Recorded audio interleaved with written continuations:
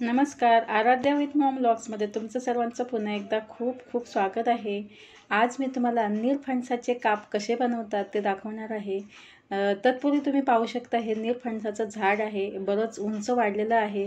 मी माहेरी आल्यानंतर आमच्या बाजूच्या माझ्या चुलत भावाच्या घरी नीलफणसाचं झाड आहे आणि वहिनीने मला ते 2 नीलफणस काढून दिले. मी मुंबईला येताना हे घेऊन आली आणि आणून फ्रीजमध्ये ठेवले. तर त्यानंतर अशा प्रकारे तो कलर चेंज झालेला आहे बघा आणि आराध्या डिस्टर्ब करते मध्ये मध्ये. तर हा जो नीलफणस आहे, हा नीलफणस खूप छान लागतो. तर याची कापं काढून छान अशी तळून किंवा शॅलो फ्राय करून बनवली जातात आणि ती खूप सुंदर लागतात, भन्नाट लागतात. ही बघा अशी असतात. तर तुम्हाला दाखवते याची रेसिपी. सर्वात प्रथम नीलफणस जो असतो तो अशा प्रकारे त्याचा देठ असतो तो कट करून टाकायचा. मधून 2 भाग करायचे बघा, चीर देऊन 2 भाग केल्यानंतर परत मी अजून भाग करते. तुम्ही पाहत राहा मी कशी बनवते ती. आणि जर तुम्हाला तुमच्या मार्केटमध्ये मुंबईमध्ये कुठे नीलफणस भेटला तर नक्की करून पहा. खूप छान होतात नीलफणसाची कापं. आता मी वरचा जो भाग होता तो सुद्धा काढून टाकलेला आहे आणि साल जी असते ती सुद्धा बघा काढून टाकत आहे अशा प्रकारे. आणि मी शॅलो फ्राय करते आहे म्हणून मी जाड ठेवणार आहे. ही बघा ही अशी जाड कापं ठेवणार आहेत आणि सोबतच मी एका पातेल्यामध्ये पाणी घेतलं आहे आणि त्या पाण्यामध्ये मीठ घातलं होतं. मिठाचं पाणी करून ठेवलेलं आहे ते. असं केल्यामुळे जो चीक असतो फणसाला तो त्या मिठाच्या पाण्यामुळे निघून जातो असं मला माझ्या वहिनीने सांगितलं आहे. तर तशा प्रकारे मी केलेलं आहे. मिठाचं पाणी करून सोबत घेतलं आहे आणि ही अशी कट करून फणसाची कापं काढून मी अशी पाण्यात टाकून ठेवते आहे बघा. आणि आल्यानंतर लगेचच मला वेळ नव्हता करायला म्हणून मी फ्रीजमध्ये फणस ठेवून दिले होते आणि त्यामुळे थोडंसं साईडला थोडंसं खराब झाला होता. तेवढा भाग मी कट करून टाकून दिला आणि ही अशी कापं काढलेली आहेत आणि पाण्यात टाकलेली आहेत मिठाच्या. तर याच्यानंतर काय करायचं ते तुम्ही पाहत राहा आणि ही कापं तुम्हीसुद्धा नक्की करा. खूप खूप खूप चविष्ट भन्नाट चवीची अशी कापं लागतात. तुम्ही जर एकदा केलात तर तुम्ही नक्कीच परत करणार. बटाट्याच्या कापांसारखीच बनवायची आहेत यांना. अर्धाच घेतलेला आहे बघा मी. अर्धा फणस कट करून घेतला आहे, अर्धा ठेवून दिला आहे. दुसरी गोष्ट महत्त्वाची, हे जे फणस आहेत ना हे फणस खूप महाग असतात. हे छोटासा दिसतोय पण 50 रुपयाच्या वर असते किंमत या फणसाची. तर स्वच्छ धुवून घेतली मिठाच्या पाण्यातून काढून आणि परत एकदा पाण्याने स्वच्छ धुतली. त्यानंतर मीठ घातलं चवीनुसार, हळद घातली आणि हा घरगुती मसाला आहे तो मी 2 चमचे टाकलेला आहे आतमध्ये आणि व्यवस्थित मिक्स करून घेते बघा.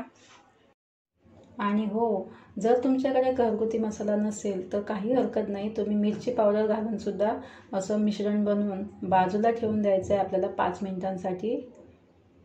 म्हणजे काय होईल, मसाला आतपर्यंत चांगला मुरेल आणि छान टेस्टी अशी आपली कापं तयार होतील.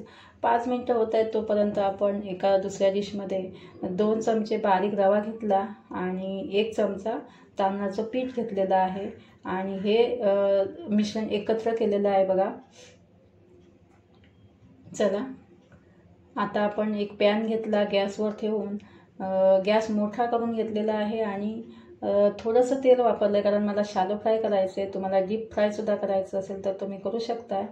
आणि आता मी इथे तेल गरम झाल्यानंतर गॅस मीडियम केलेला आहे आणि एक काप घेऊन त्या मिश्रणामध्ये, रव्याच्या मिश्रणामध्ये असं घोळवून घेते बघा. सगळीकडे रव्याचं मिश्रण लावून घेते.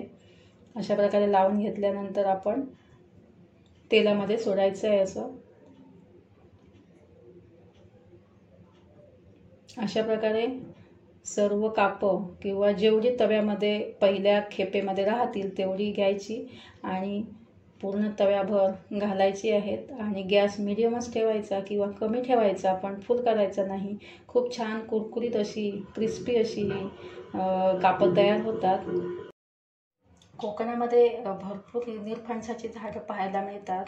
माझ्या माहेरीसुद्धा पाठीमागे पडद्यामध्ये झाड आहे आणि त्यालासुद्धा नीलफणस छोटे छोटे लागले होते, पण यावर्षी पावसामध्ये ते थोडंसं पडलं झाड पाठीमागे, तर अजून त्याला भर घालून माझी आई सांगत होती व्यवस्थित होईल आणि आपल्याला सुद्धा निरफणस खायला मिळतील.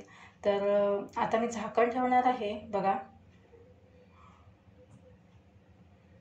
हे बघा, मी संपूर्ण तवाभर घातले कापं आणि झाकण ठेवलं होतं थोड्या वेळासाठी, आणि झाकण काढून आता आपण परतून घेणार आहोत.